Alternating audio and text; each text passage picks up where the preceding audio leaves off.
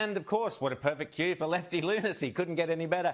James and Rita, I was astonished. Christopher there was talking about the use of language, and you were discussing that, James, how the words are manipulated. Nancy Pelosi tried to get the gender language changed in the US Congress. She said, we're not going to use the words grandfather or father or mother anymore.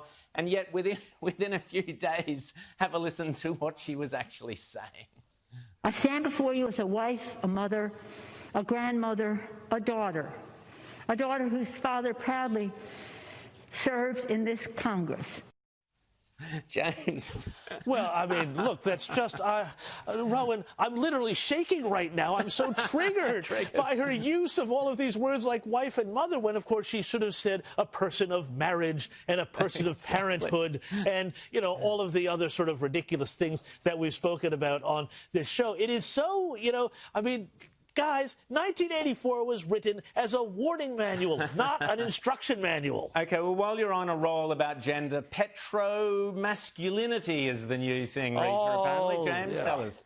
You know, petromasculinity is, so this is, I hadn't heard this term until a Vancouver councilman started talking about this the other day. He saw a great big ute, a pickup truck, as they call them over in those parts, and it triggered him so much that he was literally shaken. While he was literally shaking, he tweeted about how this was an example of something called petromasculinity. Well, I had a look.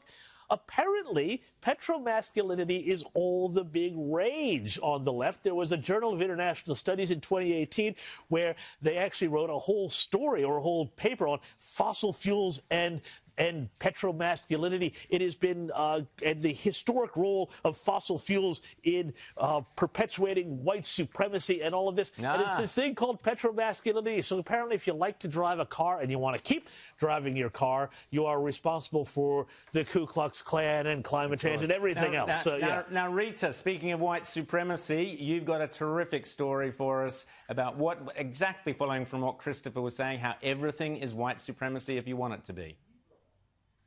Oh, is this our Democrat councillor friend who's just decided everything is white supremacy? Electoral college, pillar of white supremacy. Filibustering, pillar of white supremacy. College debts, pillar of white supremacy. Even though the majority of debt, college debt, is held by white people, it's a pillar of white supremacy. So this is just a brilliant tactic from the hard left. You just label anything you don't like a pillar of white supremacy, and then anyone who argues against it, well, they're a white supremacist. Argument over. Exactly. This fella, I can't remember this bloke's name, but he's a Democrat congressman, so he's the, you know, they're now in the government. And you're right, Rita. He, as an official, you know, government representative, is out there labelling. Here he is, this bloke, Jamal. That's him. We finally got his picture up. Yeah, we got him there. Bowman. And then we'll show you his tweet as well, where there you go, every single thing is electoral college, supremacy. Pillar of white supremacy. Student loan debt, pillar of white supremacy.